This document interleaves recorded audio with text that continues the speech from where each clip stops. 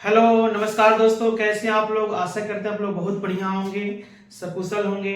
तो चलिए, ये जो वीडियो है आप सभी के लिए काफी महत्वपूर्ण जबरदस्त वीडियो है, क्योंकि इस वीडियो में खास करके आपको जो अंग्रेजी सत्ता के अनुसार आपको भारत में आप देखने को मिलेगा। सबसे पहले आपको बंगाल के गवर्नर, आपको बंगाल के गवर्नर जनरल, भारत के गवर्नर जनरल और भारत के वायसराय, इन सभी तमाम चीजों पे क्या कहते हैं हम लोग बातें करेंगे। और यह वीडियो आपको खास करके क्लास आपको जो 12 के जो बच्चे हैं, आर्ट्स वाले बच्चे जिनका विषय आपको हिस्ट्री है, उसके अलावा क्या कहते हैं आपको पॉलिटिकल में आपको फायदा करेगा। उसके अलावा क्या कहते हैं आपको जो क्लास 10th के बच्चे हैं उनके लिए फायदा करेगा। और साथ साथ में जो मेरे भाई बहन आपको कंपटीशन की तैयारी कर रहे हैं, प्रतियोगिता परीक्षा की तैयारी कर रहे हैं, उसमें तो भर भर के क्वेश्चन आपको क्या कहते हैं जीएस में इन सभी टॉपिक से आपको आता है। बंगाल के गवर्नर, गवर्नर जनरल, भारत के गवर्नर जनरल, भारत के वायसराय। और सिर्फ नाम ही हमको इस वीडियो में नहीं पढ़ना है, उसके साथ साथ में उस गवर्नर या गवर्नर जनरल या वायसराय के कार्यकाल में कौन कौन सी महत्वपूर्ण घटनाएं घटी थी, उन सभी तमाम चीजों को हम इस वीडियो में क्या कहते हैं आपको संकलित किए हैं, संकलन किए हैं, जोड़ने का प्रयास किए हैं। ठीक है ना। तो चलिए आइए हम शुरुआत करते हैं। सबसे पहले हम समझते हैं, यहाँ पे देखते हैं हम लोग इस वीडियो में पढ़ेंगे। सबसे पहले आपको क्या कहते हैं बंगाल के गवर्नर, चूंकि जो सबसे जो पहला पद होगा वह पद आपको होगा बंगाल के गवर्नर। उसके बाद इस पद को क्या कहते हैं और थोड़ा सा बढ़ाया जाता है और इस पद के नाम में ऐड होता है बंगाल के गवर्नर जनरल। उसके बाद हम लोग पढ़ेंगे भारत के गवर्नर जनरल, उसके बाद हम पढ़ेंगे भारत के वायसराय। उसके अलावा इसमें क्या और टॉपिक आप इसमें ऐड कर सकते हो, स्वतंत्र भारत के गवर्नर जनरल। लास्ट में आप इसमें एक और ऐड कर सकते हो, स्वतंत्र भारत के governor general.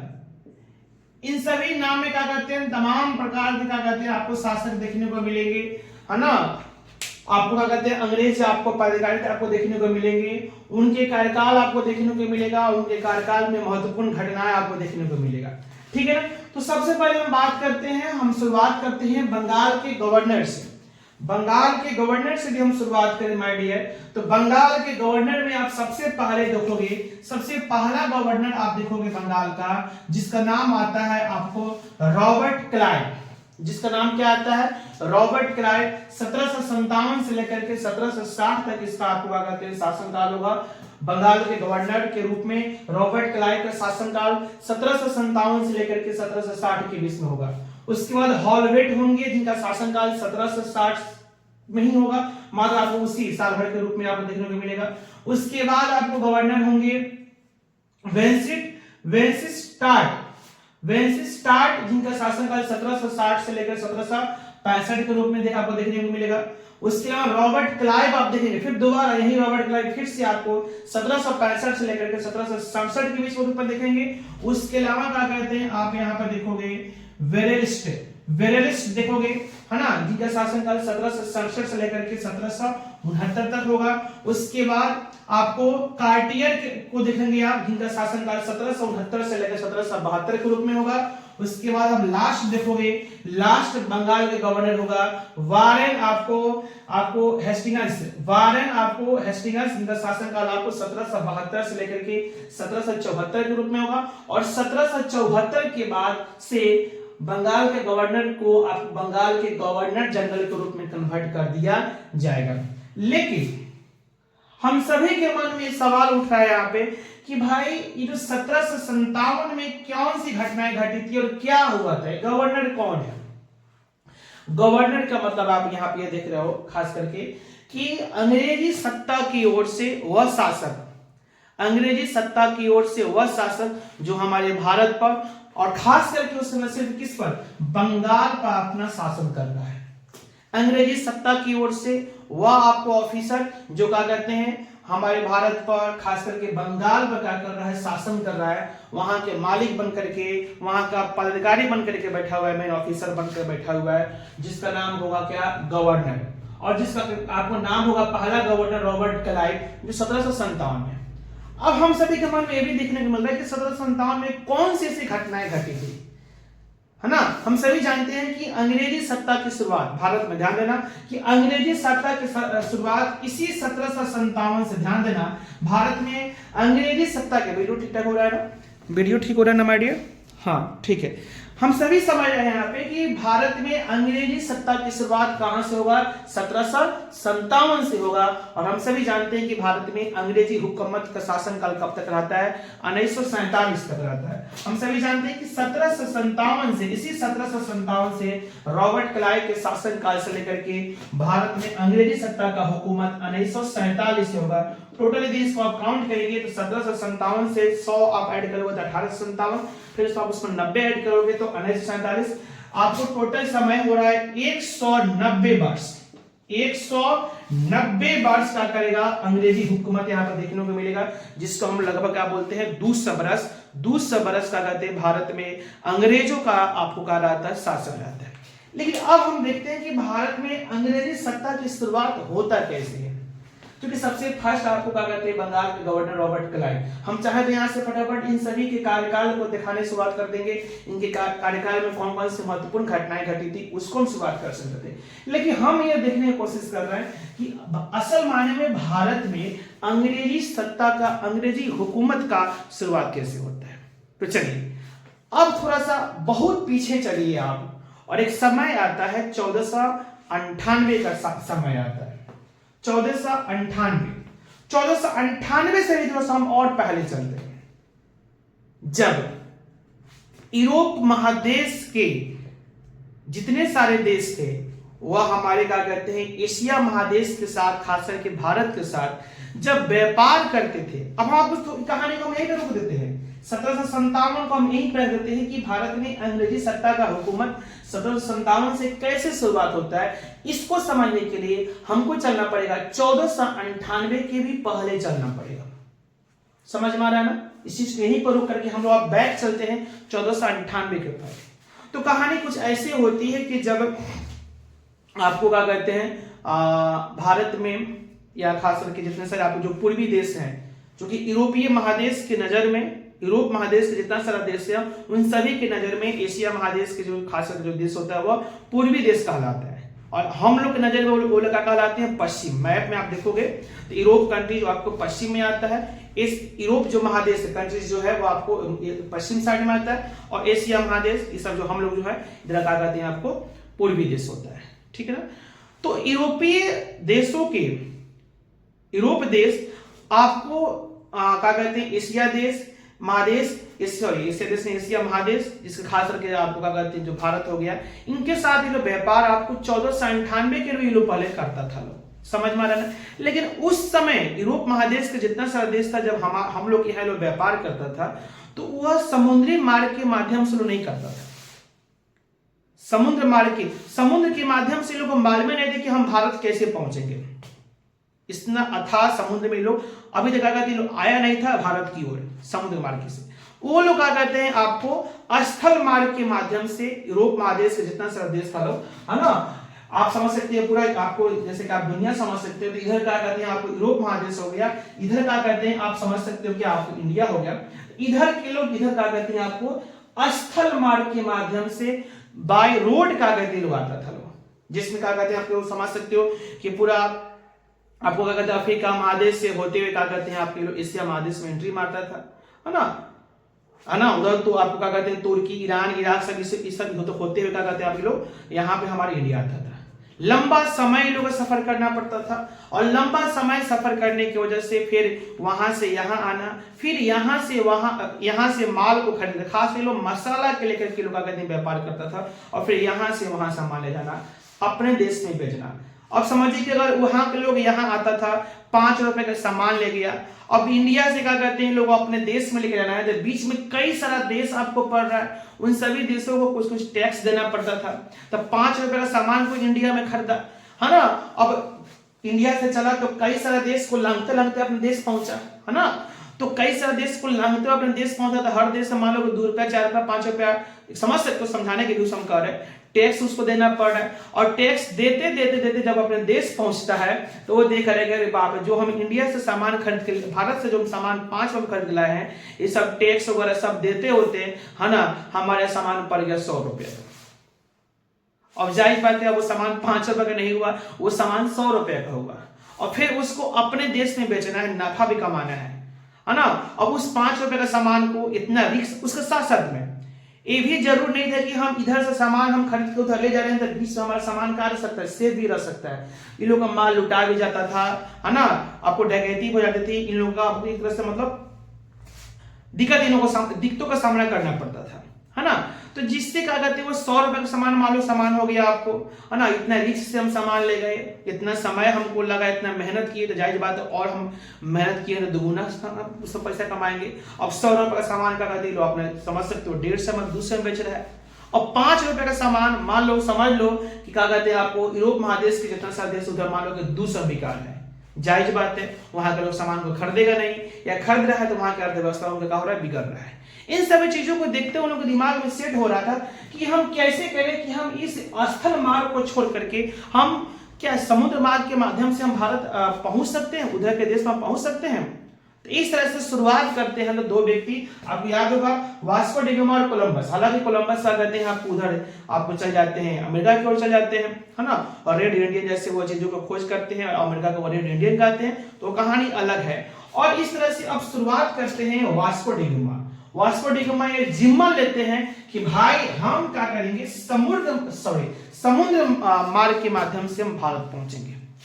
Vasco da gamma जो कहां के थे बताओ तो, पुर्तगाल देश के थे my dear. Vasco da Gama पुर्तगाल देश के क्या थे, नाविक थे, है ना, और वह चल जाते हैं, क्या करते हैं आपको 1497 में क्या करते हैं, ध्यान देना 1497 में वास्को डी गामा वहां से चलते हैं, और करीबन 10 महीना का समय लगता है उनको, वास्को डी गामा को लगभग 10 महीना का समय लगता है पूरे अफ्रीका महादेश को क्या करते हैं आपको, इधर ये अफ्रीका महादेश हो गया, और इधर समुद्र मार्ग के माध्यम से पूरे अफ्रीका महादेश को लांघते हैं ना, और उसको समुद्र के मार्ग के माध्यम से पार करते हुए, और यह क्या कहते हैं वास्को डी गामा भारत के कालीकट में, जो केरल आपको क्या कहते हैं राज्य की जगह होगा, कालीकट बंदरगाह के पास पहुंचते हैं।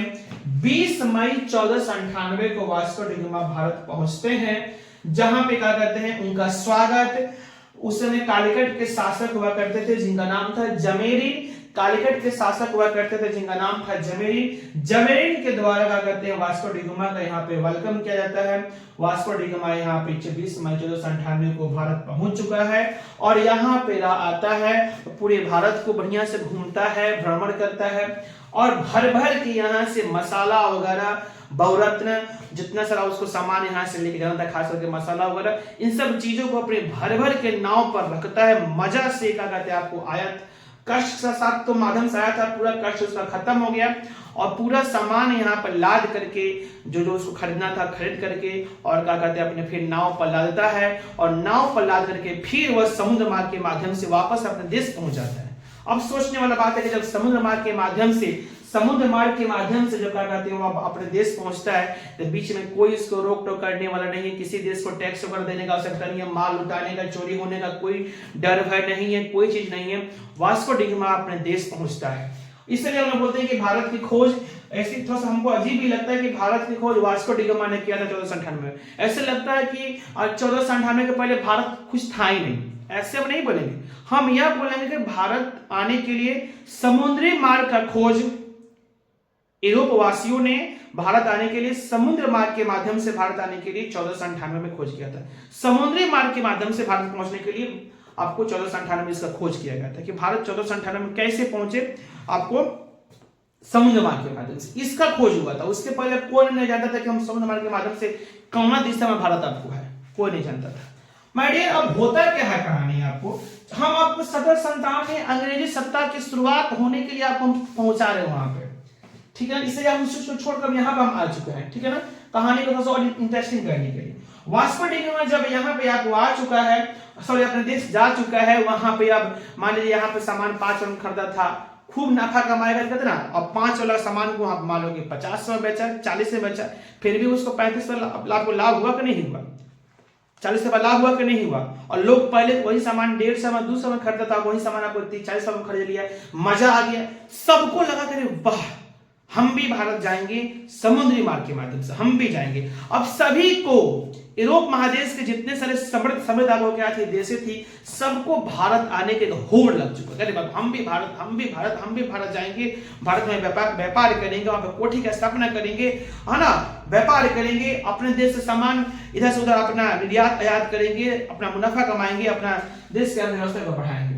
और इस तरह से वास्को डी गामा के वहां पर जाकर के हल्ला करने की वजह से, व्यापार के उद्देश्य से बहुत सारे यूरोपीय देश आपको क्या कहते हैं, भारत आना शुरुआत कर दी। जैसे मैंने आपको जस्ट बताया कि वास्को डी गामा यहाँ पे क्या कहते हैं, आपको पुर्तगाल से क्या कहते हैं, आपको पुर्तगाल से क्या कहते हैं, यहाँ पे आपको 1498 में आ रहा है। उसके बाद पुर्तगाल के अलावा डच भी आपको भारत में आ रहा है 1605 में, है ना। उसके बाद अंग्रेज यहाँ पे भारत में आ रहा है 1608 में, डेनिश आपको जो हो गया 1616 में आते हैं, फ्रांसीसी 1664 में आपको फ्रांस भी भारत में देखने आया था। सब आपको किस उद्देश्य से, तो भारत में व्यापार करने के लोग उद्देश्य से आपको यहाँ पे भारत में लोग अपना एंट्री कर रहे हैं।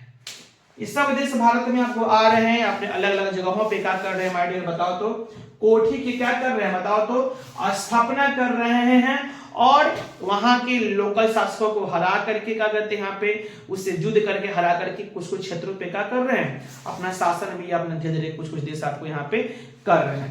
लेकिन इसी बीच में ये सब तो आ रहे हैं, सब कुछ छोड़िए, ये सब तो शासन कर रहे हैं, छोटे मोटे इलाका में अपना शासन कर रहे हैं, व्यापार कर रहे हैं। लेकिन इसी बीच में इंग्लैंड इसी बीच में क्या होता है आपको माय डियर, इंग्लैंड को भी ये चीज देखने को मिलता है, अरे बाप रे बाप, सब तो जा ही रहा है, सब तो जा ही रहा, हम काहे रुके, हम भी जाएंगे भारत। इंग्लैंड के भी व्यापारी क्या कहते हैं आपको, इंग्लैंड के भी व्यापारी क्या हो रहे हैं यहाँ पे भारत में, मालूम के पहले आए होंगे, यहाँ पे सामान आपको ले गए। इंग्लैंड में भी कितने तरह का आपको व्यापारी है, कोई आया कुछ और ले गया, कोई, है ना। अब मान लो इंग्लैंड से 5 व्यापारी अपने मन से आया नाव के माध्यम से, कौन जाकर के सामान को क्या कहते हैं आपको 15 में बेच रहा है, कौन 20 में बेच रहा है, कौन 25 में, कौन कुछ में। जैसे आप देखो मार्केट में सब्जी वाला बहुत बड़ा कोई गोभी लेकर आ गया हो, है ना, गोभी लेकर आ गया हो, तो कौन मान लो कि 30 में बेच रहा है, कौन 32 में बेच रहा है, कौन 35 में, कोई 40 में बेच रहा है क्या, कि मेरा माल सब आपको क्या हो जल्दी बिका जाए। उस तरह से इंग्लैंड के व्यापारी भी मनमाने तरह से अपना सामान यहाँ से ले जा रहे हैं खरीद करके, और मनमाने तरह से वहां पे अपना मार्केट में बेच रहे हैं। इन सभी चीजों को देखते हुए इंग्लैंड के व्यापारियों को लगा कि नहीं, ये जो हम पूर्वी देशों के साथ, यानी एशिया महादेश के जो कंट्रीज है, खास करके इंडिया वगैरह सब चीजें होगा, जहां हम व्यापार कर रहे हैं, एक सिस्टम ढंग से नहीं करेंगे तो फिर हम लोग का दिक्कत हो जाएगा। एक सिस्टमेटिक ढंग से कानून के तहत हम लोग को व्यापार करना होगा, और इसी व्यापार के उद्देश्य से ही, व्यापार के ही उद्देश्य से क्या होती है माय डियर, व्यापार के उद्देश्य की कोई भी व्यापारी अपने मनमाने तरह से सामान को क्या कर रहा है, खरीद बिक्री कर रहा है, ठीक ठाक हो रहा है वीडियो ना, खरीद बिक्री कर रहा है, तो हम क्या करेंगे कि हम एक सिस्टम के माध्यम से हम एक कंपनी का स्थापना करते हैं, जो कंपनी को, सिर्फ कंपनी को ही अधिकार रहेगी पूर्वी देशों के साथ क्या कहते हैं आपको व्यापार करना, बाकी किसी भी लोगों को, किसी भी व्यापारी को यह ऑथराइज नहीं है। अगर आप कंपनी के माध्यम से नहीं जुटे हैं तो आपको ऑथराइज नहीं है पूर्वी देशों के साथ व्यापार करना। और व्यापार के उद्देश्य से ही आप यहां पर देखोगे कि ईस्ट इंडिया कंपनी की स्थापना my dear, East India Company की स्थापना 31 दिसंबर 1600 ईस्वी, ध्यान देना 31 दिसंबर 1600 ईस्वी को ईस्ट इंडिया कंपनी की स्थापना कहां पे होता है माय डियर बताओ तो, लंदन में होता है। ईस्ट इंडिया कंपनी का स्थापना आपको 31 दिसंबर 1600 ईस्वी को लंदन में होता है। लंदन के व्यापारियों के समूह के द्वारा, व्यापारियों के ग्रुप था, जिस ग्रुप का लीडरशिप कौन था, sir Thomas Smith. Sir Thomas Smith के नेतृत्व में इंग्लैंड के बहुत सारे व्यापारियों ने मिलकर के लंदन में 31 दिसंबर 1600 ईस्वी को ईस्ट इंडिया कंपनी की स्थापना की। और ये ऑथराइज उस समय इंग्लैंड की महारानी उस समय क्या कहते हैं, कौन थी आपको, queen Elizabeth first. Queen Elizabeth महारानी एलिजाबेथ प्रथम जो थी, जिन्होंने शाही चार्टर, जिसको हम क्या बोल रहे हैं, राजकीय अनुमति दे देती है, मतलब ये ऑथराइज उन व्यापारियों को दे देती है जो व्यापारियों ने ईस्ट इंडिया कंपनी की स्थापना किया, जिसका नेतृत्व सर थॉमस स्मिथ कर रहे थे। इस क्या कहते हैं, कंपनी को शाही चार्टर यानी राजकीय अनुमति मिल जाती है क्वीन एलिजाबेथ फर्स्ट के माध्यम से कि भाई कंपनी वाला तुम जाओ और भारत में सिर्फ तुम्ही को अधिकार है इंग्लैंड के द्वारा, इंग्लैंड में दूसरा कोई भी व्यापार नहीं कर सकता है, सिर्फ ईस्ट इंडिया कंपनी ही क्या करेगी व्यापार के नाम में क्या था, ईस्ट इंडिया यानी पूर्वी देश, पूर्वी जो क्या कहते हैं देश, मतलब यहाँ पे इंडिया में सिर्फ भारत नहीं हो रहा है, जितना सर आपके एशिया आपको हो रहा है, ये सब चीजें हो रहा है, खास करके आपको इंडिया में लोग आना था, तो ईस्ट इंडिया, ईस्ट इसलिए कि लोग पश्चिम भाग में है, हम लोग आपको पूर्वी भाग में है, इसलिए ईस्ट इंडिया कंपनी का स्थापना लंदन में हुआ भारत में व्यापार करने के लिए। क्वीन एलिजाबेथ ने इसको ऑथराइज कर देती है, खास करके लोगों को मसाला वसाला पे अपना काम करना था पूर्वी देशों के साथ। चलिए इतना समझ में आ रहा है ना। और इस तरह से क्या कहते हैं, कंपनी भारत में आती है, लेकिन माय डियर कंपनी अब यहाँ पे भारत आ रही है, यहाँ पे आकर के आपको क्या कहते हैं, खास करके व्यापार करना है, तो यहाँ का जो शासक होगा उससे बात करना होगा ना, उससे परमिशन लेना होगा ना भाई कि हम आ रहे हैं आपसे यहाँ पे हमको आप हमको परमिशन दीजिए कि हम यहाँ पे क्या करें, बताओ तो व्यापार करें। तो उस समय जो लोग जो अंग्रेज ऑफिसर जो आया होगा इंग्लैंड से ईस्ट इंडिया कंपनी की ओर से, तो वो करीबन 1605 में आया था। ईस्ट इंडिया कंपनी की ओर से कोई ऑफिसर आया था जो 1605 के समय में आया था। उस समय क्या था ना, 1605 में आया था, तो उस समय क्या होगा कि वो जो लेटर लेकर आया होगा महारानी एलिजाबेथ के द्वारा कंपनी के माध्यम से जो लेटर लेकर के आया था, वह उस पर अकबर है ना, मुगल शासक अकबर का नाम उस पर था। क्योंकि आपको मालूम होना चाहिए कि उस समय भारत में अगर कोई शासक था, खास करके आपको भारत में सबसे बड़े आपको प्रभुत्वशाली अगर शासक था उस समय, तो कौन था, अकबर। अकबर का शासनकाल जब हम बात करें तो अकबर का शासनकाल 1556 से लेकर के 1605, यही अकबर मुगल काल के आपको बाबर हुमायूं, उसके बाद जो अकबर के जो था मुगल कालीन जो शासक, अकबर का शासनकाल 1556 से लेकर 1605 तक था। तो वो जो कंपनी की ओर से जो लेटर आया था वो अकबर के नाम से आया था। किसके नाम से आया था बताओ, तो अकबर के नाम से आया था। अब वो लोग पहुंचा 1605 में, लेकिन संजोग देखिए कुछ समय तक अकबर की मृत्यु हो चुका था, और अकबर के बेटा जहांगीर, अकबर के बेटा कौन था बताओ तो, जहांगीर आपको गद्दी पर आपको बैठ चुका था। और जहांगीर के सामने जब वो लेटर आती है तो बात देखता है कि भाई तो मेरे पापा के नाम से है, अब भाई दूसरे देश के लोग यहाँ पे व्यापार करेंगे और ये मेरे पापा के नाम अकबर के नाम से लेटर है, तो भाई हम इस पर साइन हम कैसे कर सकते हैं, आप फिर से जाइए और मेरे नाम से क्या कहते हैं लेटर बना के लाइए, जिस पर क्या कहते हैं हमसे हम खुद अनुमति दे सके। पापा के नाम से आप लेटर बना के लाए हैं तो हम कैसे उस पर कर दे अनुमति, तो स्वर्ग सिधार चुके हैं, भाई आप मेरे नाम से लाइए। तो फिर अंग्रेज ऑफिसर लोग क्या करते हैं, वो आप रिटर्न जाते हैं, और इस तरह से फिर जहांगीर के नाम से लेटर बन करके आती है, और इस तरह से ईस्ट इंडिया कंपनी का आगमन भारत में होता है 24 अगस्त 1608 ईस्वी को। ईस्ट इंडिया कंपनी का आगमन भारत में कब होती है माइडियर बताओ तो, 24 अगस्त 1608 ईस्वी को होती है। और लोग क्या कहते हैं, वो जहाज के समुद्री जहाज के माध्यम से आते हैं लोग, जिसका नेतृत्व ईस्ट इंडिया कंपनी, एक दो ऑफिसर नहीं, उसमें सैकड़ों आपको क्या कहते हैं व्यापारी एक साथ आए होंगे, अंग्रेजी लोग आए होंगे, जिसका नेतृत्व कौन कर रहा था बताओ तो, कैप्टन विलियम हॉकिंस। याद रखना, ईस्ट इंडिया कंपनी जब भारत आई कब आई बताओ तो, 24 अगस्त 1608 ईस्वी को आई। जिस जहाज के माध्यम से लोग आए थे, उन सभी टीम के जो था, उस टीम का लीडरशिप कौन कर रहा था, कैप्टन विलियम हॉकिंस कर रहा था, कैप्टन विलियम हॉकिंस कर रहा था, है ना। और ये क्या कहते हैं, सूरत बंदरगाह में, ध्यान देना, ये लोग सूरत बंदरगाह पे सबसे पहले उतरता है लोग, और सूरत बंदरगाह पे उतर करके उस समय जहांगीर शासनकाल था, जहांगीर से परमिशन वगैरह लेकर के और ये लोग भारत में क्या कहते हैं अपना व्यापार करना शुरुआत कर दिया। सबसे पहले यहाँ पे उसके पर सबसे पहले व्यापार किया, ये लोग का व्यापार बढ़ते गया। तो भाई हम क्या करें, अब क्या हो भाई, हम माल यहाँ से लेकर जा रहे हैं, तो पहले सभी देश से क्या करेंगे, माल खरीद के एक जगह स्टॉक करेंगे, है ना, दुकानदार का क्या होता है कि माल स्टॉक करता है ना जी, लेन देन करने में, तो स्टॉक करने में या हमको रहने में दिक्कत हो रहा है तो हमको फैक्ट्री दे दीजिए, इतना रुपया ले लीजिए, कुछ हमको जगह दे दीजिए ताकि हम क्या कर सके फैक्ट्री का स्थापना कर सके। और इस तरह से सूरत में ही ये लोग क्या करते हैं, ईस्ट इंडिया कंपनी की पहली फैक्ट्री की क्या होता है, स्थापना होता है 1613 ईस्वी में। 1613 ईस्वी में क्या होती है माय डियर, सूरत में क्या होती है, इंग्लैंड की का ईस्ट इंडिया कंपनी का फर्स्ट फैक्ट्री सूरत में क्या होती है, स्थापित हो जाती है। उसके बाद से ईस्ट इंडिया कंपनी आपको भारत में व्यापार करना शुरुआत कर चुकी है। अब समझो 1608 में आई, 1613 में कंपनी कोठी का स्थापना हुआ, फिर एक जगह स्थापित नहीं होगा, फिर किसी दूसरे जगह वहां का जो शासक होगा वहां से बात कर लेना कि अरे महाराज, अरे सर जी, हमको थोड़ा सा 1-2 कट्ठा 10 कट्ठा जमीन दे दीजिए, इतने बदले में रुपया ले लीजिए, यहाँ पे हम क्या करेंगे, व्यापार करेंगे, घर बनाएंगे, कोठी बनाएंगे, यहाँ पे हम खुद रहेंगे। इस तरह से कई जगहों पे कोठी का स्थापना होने लगा।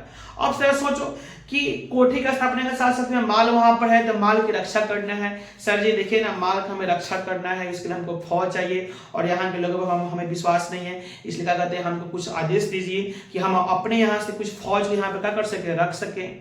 इतना रुपया लीजिए ना हमारी, रखिए ना इसको, इतना रुपया लीजिए ना और हमको थोड़ा सा फौज को भी रखने का परमिशन दीजिए। इस तरह से धीरे धीरे फौज का भी काम होगा ना, होने लगा, आपको बढ़ोतरी होने लगा भारत में कंपनी की ओर से। जगह जगह पे इनका घर, इनका फैक्ट्री सब कुछ बनने लगा, इनकी ओर इनका हथियार भी बनने लगा जब फौज है तो। और इतना लंबे समय से 1608 के बाद से भारत में रह रहे हैं, है ना, और समय आ जाता है इसके बाद 1608 में भारत में आए हैं और समय आ जाता है 1757। 17 से कितना बताओ तो 57, करीबन 150 साल, करीबन बताओ तो कितना, बताओ तो, वीडियो ठीक हो रहा है ना, करीबन 150 साल तक भारत में यहाँ पर है, 1608 से लेकर 1757 तक। और जब बताओ तुम्हारे गांव में, तुम्हारे इलाका में, हमारे गांव इलाका में 150 साल तक कोई अगर व्यक्ति रहे तो यहाँ की नस्ल के बाद आपके हमारे घर का, हमारे गांव का सब बात आदमी जान जाएगा। 150 साल समझ लो, मतलब करीबन क्या कहते हैं, आपको 2-3 पुस्त निकल गया। और उतना लंबे समय से और हमारे यहाँ रह रहा है तो यहाँ के नस्ल से वाकिफ हो जाएगा कि कौन गांव कमजोर है, कौन गांव इलाका थोड़ा सा मजबूत है, कौन आदमी कैसा है, क्या नहीं है, किसका क्या कमजोरी, सब कुछ समझ सकता है। और इस तरह से अब ईस्ट इंडिया कंपनी जब भारत में अपना व्यापार कर रही थी तो यहाँ पे भारत में व्यापार करने के लिए, कुछ भी काम करने के लिए यहाँ के शासकों के सामने गिड़गिड़ाना पड़ता था, साथ साथ में रुपया भी देना पड़ता था, टैक्स देना पड़ता था। कंपनी के दिमाग में खटक रहा था कि भाई हम क्या करें, इस भारतीय शासकों के सामने हम क्या करें, गिड़गिड़ाएं, क्या करें कि हम ये भारतीय शासक हमारे सामने गिड़गिड़ाए, है ना, हम जो इसको टैक्स दे रहे हैं ये हमको टैक्स दे, है कि नहीं है, हम इससे परमिशन ले रहे हैं, इसके बदले में कोई काम करने के लिए हमसे परमिशन ले, क्या करें। तो इसका एक ही उपाय है कि यहाँ पे क्या करो, तुम शासन करो, यहाँ पे क्या करें, शासन करें, यहाँ के शासकों को हरा करके, मार करके हम क्या करें बताओ तो, यहाँ पे क्या करें, शासन करें। अब अंग्रेज यहाँ पर, अंग्रेज मतलब इस टाइम कंपनी यहाँ पर देखती है कि भाई कहां से शुरुआत करें, तो वह देखता है बंगाल की ओर। कंपनी की नजर कहां पहुंचती है बताओ तो माय डियर, बंगाल की ओर पहुंचती है। उस समय बंगाल का नवाब हुआ करता था माय डियर, बंगाल का नवाब हुआ करता था जिसका नाम था सिराजुद्दौला। बंगाल का नवाब हुआ करता था सिराजुद्दौला। उधर उसका नजर पहुंचता है कि भाई बंगाल जो काफी समृद्धशाली इलाका है, हर क्षेत्र में समुद्र मार्ग के माध्यम से वहां पर जहाज भी आपको रुक जाएगा, बंगाल से हम पूरे भारत में भी क्या करते हैं, अपना घूम सकते हैं, काफी समृद्धशाली, हर क्षेत्र से क्या कहते हैं, बंगाल क्या है, आपको परिपूर्ण है। और उसके विपरीत वहां का शासक नवाब सिराजुद्दौला है, वह एक कमजोर शासक के रूप में साबित हो रहा था। और इस तरह से नजर पहुंचता है ईस्ट इंडिया कंपनी का उस बंगाल के नवाब सिराजुद्दौला की ओर, और इस तरह से ईस्ट इंडिया कंपनी का कर दिए बंगाल के शासक, क्योंकि बंगाल के शासक के सामने भी इस सब की थोड़ा सा काम किया था और कुछ परमिशन लिया था कि भाई वहां पे हमको कुछ करने दो व्यापार के उद्देश्य से, कोठी वोटी के बारे में। तो बंगाल के नवाब उस चीज को वहां पे अस्वीकार कर दिया था, तो गुस्सा था ये सब। और इस तरह से देख रहा है कमजोर भी है ना। और उस समय तक कंपनी में बहुत बढ़िया रूप से क्या हो चुकी थी, फौज की स्थापना बढ़िया रूप से, मैंने बताया ना, अपना स्थापना हो चुका था। और इस तरह से ईस्ट इंडिया कंपनी के साथ बंगाल के नवाब सिराजुद्दौला के साथ क्या होती है, बंगाल के नवाब प्लस ईस्ट इंडिया कंपनी के साथ क्या होती है, युद्ध छिड़ जाती है। इस युद्ध का नाम पड़ता है पलासी का युद्ध, जो कि पलासी जगह पे हुआ था, पलासी का युद्ध हो जाता है। और ध्यान देना, यही ईस्ट इंडियन कंपनी जो था, जो इसकी जो युद्ध कर रहा है, उसकी ओर से युद्ध का नेतृत्व कौन कर रहा था, तो रॉबर्ट क्लाइव कर रहा था। ईस्ट इंडिया कंपनी की ओर से, आपको समझ में आ रहा होगा, हम यहाँ तक पहुंच चुके हैं। ईस्ट इंडिया कंपनी की ओर से युद्ध का नेतृत्व कौन कर रहा था, बताओ तो, रॉबर्ट क्लाइव कर रहा था। और प्लस बंगाल के नवाब थे सिराजुद्दौला जो थे। और क्या होती है इसमें, क्या होता है कि क्या कहते हैं आपको, युद्ध में बंगाल के नवाब जी का यहाँ पे क्या होता है, हार होता है। और इस तरह से वह बंगाल के नवाब जी का हार हो जाता है, तो बंगाल का शासन अब किसका हो जाता है, ईस्ट इंडिया कंपनी का हो जाता है। और ईस्ट इंडिया कंपनी की जब स्थापना हो जाता है, तो इसका परिणाम क्या मिला कि भारत में उनके राजनीतिक नियंत्रण के नींव रखा जाता है। और हम इसी कारण कहते हैं कि 1757 में जब बंगाल में आपको ईस्ट इंडिया कंपनी का हो गया शासन शुरुआत हो गया, तो बंगाल किसका हिस्सा था, भारत हिस्सा था। मतलब हम कहते हैं कि भारत में अंग्रेजी सत्ता का हुकूमत कब से शुरुआत हो गया, 1757 की। किस युद्ध से, तो पलासी के युद्ध से। कब हुआ था, 23 जून 1757। किसको हराया गया था, बंगाल के नवाब सिराजुद्दौला को क्या कहते हैं, यहाँ पे आपको हराया गया था। और इस तरह से क्या होती है, कंपनी क्या कहते हैं, जब यहाँ पे जीत जाती है, तो यह युद्ध किसके नेतृत्व में हुआ था, रॉबर्ट क्लाइव के नेतृत्व में हुआ था। तो यही रॉबर्ट क्लाइव बंगाल के गवर्नर बन जाता है, यानी वहां का मालिक बन जाता है। उसके देखरेख में बंगाल में शासन आपको होना शुरुआत हो जाता है, जिसका शासनकाल 1757 से 1760 तक होगा। फिर इधर का कहते हैं आपको 65 से 67 तक होगा। बोले इतना बातें आपको समझ में आया कि नहीं आया, इतना बात आपको समझ में आया और मजा आया होगा। तो चलिए इसके बाद हम लोग यहाँ पे देखते हैं वीडियो। चलिए इसके बाद हम देखेंगे और बारी बारी से इन सभी के क्या कहते हैं शासन काल में कौन कौन सी महत्वपूर्ण घटनाएं घटी, उस चीज को यहाँ पर हम क्या करेंगे, बताओ तो, यहाँ पे समझने का प्रयास करेंगे। उस चीज को हम यहाँ पे समझने का हम क्या करेंगे, बताओ तो, प्रयास करेंगे कि रॉबर्ट क्लाइव के समय में कौन कौन शासन करेगा। तो हम सोच लेंगे करीबन 30 मिनट से ऊपर का वीडियो हो चुका है। अब हम नेक्स्ट पार्ट में क्या करेंगे, रॉबर्ट क्लाइव जो बंगाल के गवर्नर होगा, इन सब चीजों, इन लोगों के बाद, इन लोगों के शासनकाल में कौन कौन से महत्वपूर्ण घटनाएं घटित हुआ, उन सब चीजों को हम डिटेल्स में चर्चा आपको करेंगे। और अंतिम तक हम बात करेंगे कि जब भारत में आजाद हो जाएगा और फिर से आजादी के बाद गवर्नर जनरल के पद की शुरू आपको चलेगा, जिसमें लॉर्ड माउंटबेटन और सी राजगोपालाचारी को बनाया जाएगा, वहां तक में सभी गवर्नर जनरल, भारत के गवर्नर जनरल, वाइसराय, इन लोगों के नाम के साथ साथ में पूरे हम उनके कार्यकाल पर बातें करेंगे, उसे महत्वपूर्ण घटनाओं पर बातें करेंगे। मतलब इस तरह से आप कह सकते हो कि मॉडर्न हिस्ट्री का पूरा इसमें क्या कहते हैं आपको चीजों को हम लोग क्या कहते हैं, यहाँ पे क्या करेंगे, बातें करेंगे। तो चलिए मिलते हैं हम लोग नेक्स्ट वीडियो में, है ना। अगर आपको वीडियो पसंद आया होगा तो क्या करेंगे, आप प्यारा भरा क्या कहते हैं, आप कमेंट्स करेंगे, है ना। अगर आप नए होंगे तो चैनल को सब्सक्राइब करेंगे, वीडियो को लाइक्स करेंगे और अपने दोस्तों के साथ शेयर करेंगे, और इसके जस्ट पार्ट 2 को देखना आप ना भूलेंगे। चलिए बहुत बहुत धन्यवाद। जय हिंद, जय भारत।